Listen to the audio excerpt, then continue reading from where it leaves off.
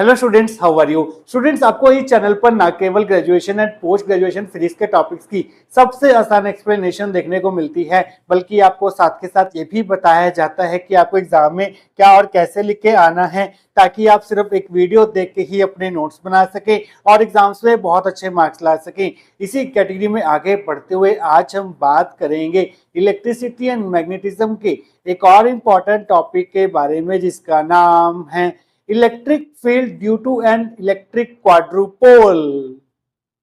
देखिए स्टूडेंट्स, इससे पहले कि हम इलेक्ट्रिक क्वाड्रुपोल के कारण किसी पॉइंट पर इलेक्ट्रिक फील्ड इंटेंसिटी का एक्सप्रेशन फाइंड करें, सबसे पहले आपको पता होना चाहिए कि आखिरकार इलेक्ट्रिक क्वाड्रुपोल होता क्या है।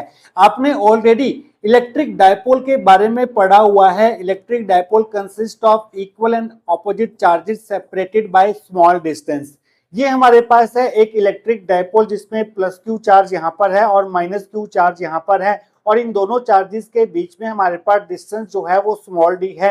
तो इस प्रकार के अरेंजमेंट को हम बोलते हैं इलेक्ट्रिक डायपोल। यहाँ पर भी हमने एक इलेक्ट्रिक डायपोल लिया है, बट अब की बार हमने यहाँ पर प्लस क्यू चार्ज की जगह पर माइनस क्यू चार्ज लिया है और यहाँ पर हमने प्लस क्यू चार्ज रखा है, और इनके बीच का भी जो डिस्टेंस है वो यहाँ पर स्मॉल डी है। तो ये भी एक इलेक्ट्रिक डायपोल है, ये भी एक इलेक्ट्रिक डायपोल है, बट ये दोनों डायपोल जो हैं वो इक्वल एंड ऑपोजिट डायपोल्स हैं, क्योंकि यहाँ पर चार्जेस जो हैं वो डिफरेंट प्लेसेस पर प्रेजेंट है। यहाँ पर प्लस क्यू यहाँ पर है, माइनस क्यू यहाँ पर है, यहाँ पर माइनस क्यू यहाँ पर है, प्लस क्यू यहाँ पर है। तो इस प्रकार के इलेक्ट्रिक डायपोल्स को हम बोलते हैं equal and opposite electric dipoles. देखिए स्टूडेंट्स, अगर आप इन दोनों एंड्स को आपस में ज्वाइन कर देंगे तो आपके पास सेंटर में जो चार्ज हो जाएगा वो हो जाएगा माइनस क्यू बन जाएगा माइनस टू क्यू। तो आपके पास एक ऐसा सिस्टम बनेगा जिसमें आपके पास तीन चार्जेस जो हैं वो एक स्ट्रेट लाइन में अरेंज होंगे। पहला चार्ज यहाँ पर होगा प्लस क्यू, दूसरा चार्ज यहाँ पर होगा सेंटर में जिसका वैल्यू होगी माइनस टू क्यू, और एक तीसरा चार्ज यहाँ पर होगा इस एंड पर जिसका वैल्यू होगी हमारे पास प्लस क्यू। इन दोनों चार्जेस के बीच का भी डिस्टेंस डी होगा और इन दोनों चार्जेस के बीच का भी जो डिस्टेंस है वो डी होगा।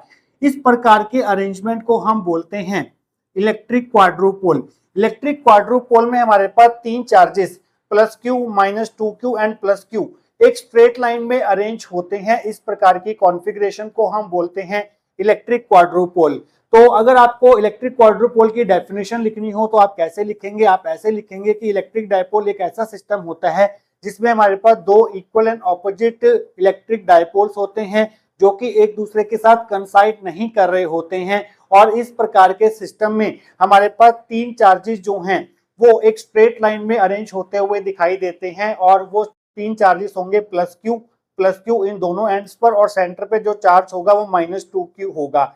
इस प्रकार के इलेक्ट्रिक क्वाड्रुपोल के कारण किसी पॉइंट पर इलेक्ट्रिक फील्ड इंटेंसिटी का एक्सप्रेशन क्या होगा वो आज के इस लेक्चर में हमें फाइंड करना है। तो स्टूडेंट, सबसे पहले हम एक इलेक्ट्रिक क्वाड्रुपोल कंसीडर कर लेते हैं एक्स एक्सिस के अलोंग। ये हमारी एक्स एक्सिस है और ये हमारी वाई एक्सिस है।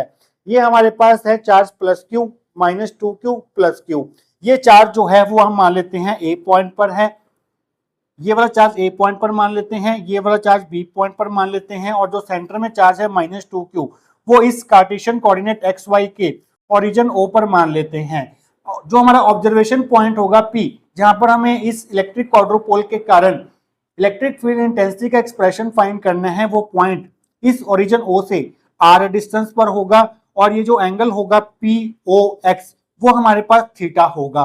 तो पी पॉइंट के दो कोऑर्डिनेट्स होंगे, एक होगा आर और एक होगा थीटा।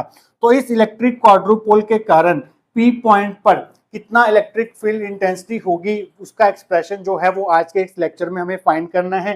तो डायग्राम आप एग्जाम में ये बनाएंगे। आइए देखते हैं कि अगर ये क्वेश्चन आपको एग्जाम में पूछा जाता है तो इसकी थ्योरी को आप कहां से स्टार्ट करके आएंगे, आइए अब वो देख लेते हैं। तो स्टूडेंट, सबसे पहले आप इलेक्ट्रिक क्वाड्रुपोल को एक्सप्लेन करेंगे। An electric quadrupole consist of two equal and opposite electric dipoles that do not coincide with each other. तो इलेक्ट्रिक क्वाड्रुपोल फॉर्म करने के लिए आपको दो equal and opposite electric dipoles चाहिए होंगे, और आपको इन दोनों equal and opposite electric dipoles के इन दोनों एंड्स को आपस में ज्वाइन करना होगा। तो आपके पास एक इस प्रकार का सिस्टम आपको देखने को मिलेगा जिसमें तीन चार्जेस जो हैं वो एक स्ट्रेट लाइन में अरेंज होंगे, plus Q, minus two Q, plus Q, और इस प्रकार के सिस्टम को हम बोलते हैं इलेक्ट्रिक क्वाड्रुपोल। क्योंकि यहाँ पर चार्जेस स्ट्रेट लाइन में अरेंज है तो इस प्रकार के इलेक्ट्रिक क्वाड्रुपोल को हम लीनियर इलेक्ट्रिक क्वाड्रुपोल भी बोल सकते हैं। A linear electric quadrupole consist of 3 charges plus q minus 2q plus q arrange in a straight line. तो ये आपके पास है एक लीनियर इलेक्ट्रिक क्वाड्रुपोल का arrangement. Electric field intensity due to an electric quadrupole, तो अब हम फाइंड करेंगे इस इलेक्ट्रिक क्वाड्रुपोल के कारण किसी आर्बिट्रेरी पॉइंट P पर कितना इलेक्ट्रिक फील्ड इंटेंसिटी होगी, उसका एक्सप्रेशन हमें फाइंड करना है। Let us consider a linear electric quadrupole AB which contain plus q charge at A and B and minus 2q charge at center O। तो यहाँ पर हमने एक लीनियर इलेक्ट्रिक क्वाड्रुपोल लिया है AB, जो कि हमने x एक्सिस के अलोंग लिया है। प्लस q और प्लस q चार्ज जो है वो A और B पॉइंट्स पर है और सेंटर O पर माइनस 2q चार्ज हमने यहाँ पर लिया है। Let P be the point at which we want to find electric field intensity due to the quadrupole। तो इस P पॉइंट पर हमने इलेक्ट्रिक फील्ड इंटेंसिटी फाइंड करनी है due to this linear electric quadrupole, जहां पर OP जो है वो R होगा, मींस P पॉइंट जो है वो इस सेंटर O से R डिस्टेंस पर सिचुएटेड होगा एंड एंगल POX जो है वो थीटा होगा। POX एंगल को हमने यहाँ पर थीटा लिया है। We know that electric potential V at point P due to linear electric quadrupole is given as। इस linear electric quadrupole के कारण P पॉइंट पर कितना इलेक्ट्रिक पोटेंशियल होगा, इसका एक्सप्रेशन जो है वो हम इस वीडियो में फाइंड कर चुके हैं। वो एक्सप्रेशन जो है वो आपको यहाँ पर डायरेक्ट लिखना है, क्योंकि जो इलेक्ट्रिक फील्ड है वो इलेक्ट्रिक पोटेंशियल से रिलेटेड होता है by relation E vector is equal to minus of del V। तो अगर आपको इलेक्ट्रिक फील्ड इंटेंसिटी फाइंड करनी है तो आपको इलेक्ट्रिक पोटेंशियल का एक्सप्रेशन जो है वो पता होना चाहिए, और इलेक्ट्रिक क्वाड्रुपोल के कारण इलेक्ट्रिक पोटेंशियल क्या होगा इस P पॉइंट पर वो हम ऑलरेडी इस लेक्चर में फाइंड कर चुके हैं, जिसका लिंक आपको ऊपर आई बटन में और नीचे डिस्क्रिप्शन बॉक्स में मिल जाएगा। तो इस P पॉइंट पर इस इलेक्ट्रिक क्वाड्रुपोल के कारण जो इलेक्ट्रिक पोटेंशियल होगा वो होगा हमारे पास V is equal to capital Q by 8 pi epsilon naught R cube 3 cos square theta minus 1। यहाँ पर आप देख सकते हैं कि V जो है वो R और थीटा पर डिपेंड कर रहा है, तो हम यहाँ पर ब्रैकेट में लिख देते हैं कि V जो है वो R और थीटा का फंक्शन है, जिससे हमारी कैलकुलेशन जो है वो आगे आसान हो जाएगी।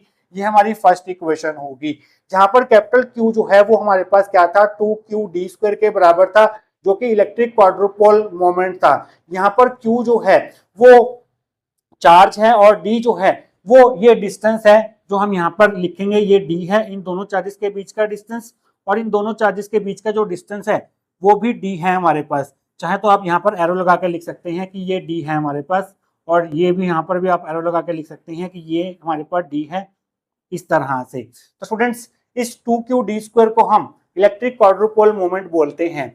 Electric field intensity E vector at point P due to quadrupole is given as. Electric field intensity को हम यहाँ पर E वेक्टर से डिनोट करेंगे। इसके 3 कंपोनेंट्स होंगे, एक r कैप की डायरेक्शन में, एक थीटा कैप की डायरेक्शन में और एक फाई कैप की डायरेक्शन में। E R R cap, E theta theta cap plus E phi phi cap. तो यहाँ पर ई वेक्टर के 3 कंपोनेंट्स हैं, E are, E theta, E phi. इन तीनों कंपोनेंट्स की वैल्यूज हमें फाइंड करनी है। उन वैल्यूज को फाइंड करके हमें यहाँ पर पुट करना है, तो हमें ई वेक्टर का फाइनल एक्सप्रेशन मिलेगा due to this electric quadrupole. और यहाँ पर हम रिलेशन यूज करेंगे, ई वेक्टर जो है वो माइनस डेल वी के बराबर होता है। This is the relation between electric field intensity and electric potential V. E vector is equal to negative of del V के बराबर होता है। तो स्टूडेंट्स यहाँ पर E R R cap plus E theta theta cap plus E phi phi cap लिखेंगे आप, is equal to, यहाँ पर आप डेल ऑपरेटर को spherical polar coordinates R theta phi की टर्म्स में लिखेंगे।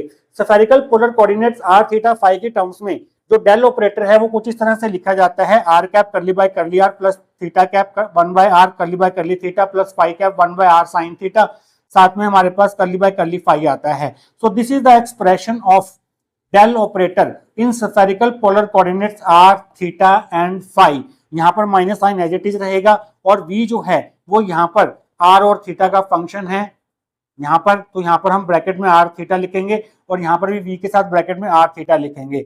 अब हम क्या करते हैं, इस माइनस साइन को तीनों से मल्टीप्लाई कर देते हैं और इस वी आर थीटा को इन तीनों से मल्टीप्लाई कर देते हैं। तो आपके पास लेफ्ट हैंड साइड सेम रहेगी, राइट हैंड साइड में आपको मिलेगा minus r cap curly by curly are we are theta minus theta cap 1 by are curly by curly theta v are theta minus phi cap 1 by are sine theta curly by curly phi we are theta मिल जाएगा। तो students हम यहाँ तक पहुंच चुके हैं, इसके आगे की डेरिवेशन हम करेंगे आने वाले सेक्शंस के अंदर।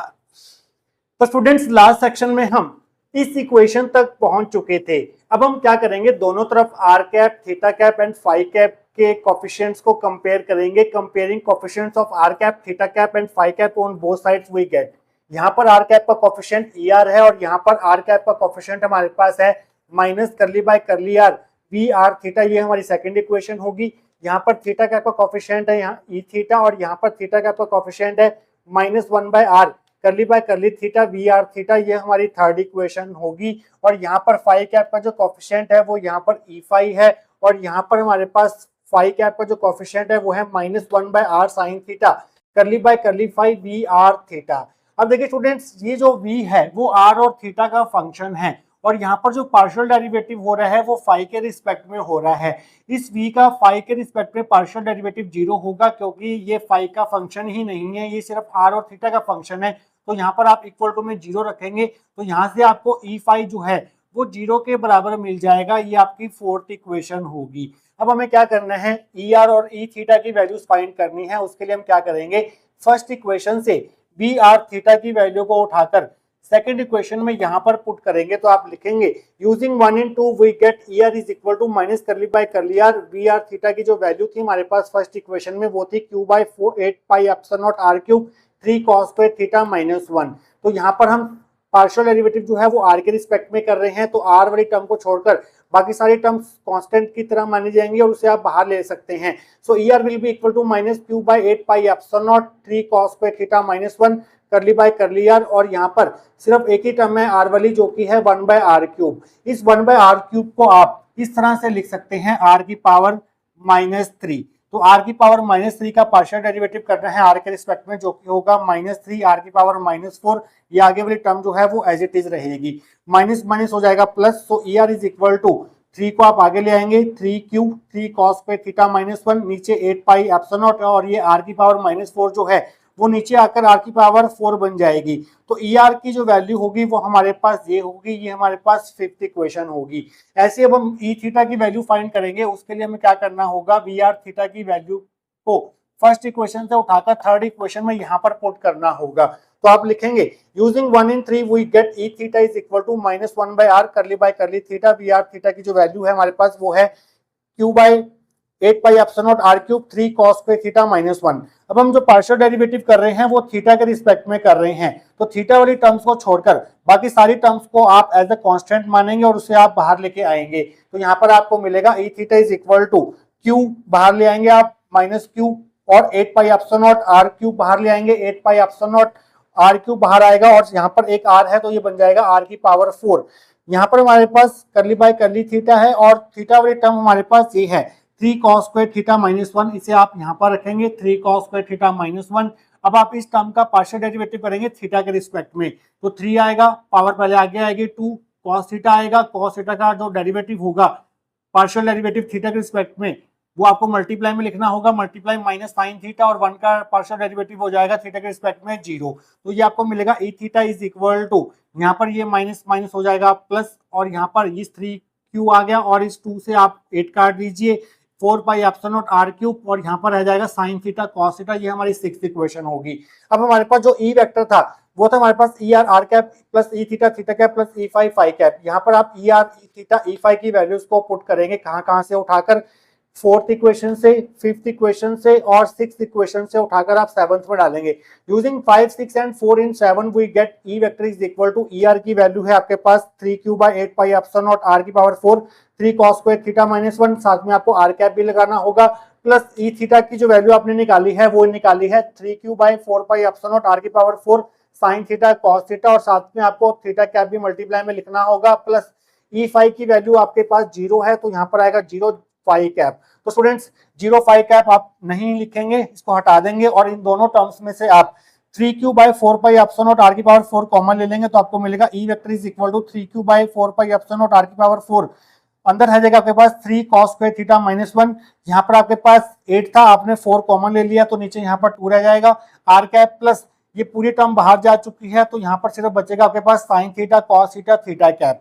तो स्टूडेंट्स ये जो आपको एक्सप्रेशन मिला है ये है आपके पास electric field intensity at any arbitrary point P due to electric quadrupole. तो आपको एग्जाम में यहां तक ड्राइव करके आना होगा। तो स्टूडेंट्स ये था आपके पास इलेक्ट्रिक क्वाड्रुपोल के कारण किसी आर्बिट्रेरी पॉइंट पर इलेक्ट्रिक फील्ड इंटेंसिटी का एक्सप्रेशन। आई होप आपको आज का टॉपिक जो है वो अच्छे से क्लियर हुआ होगा। मिलेंगे किसी और important topic related to electricity and magnetism के साथ। Till then take care.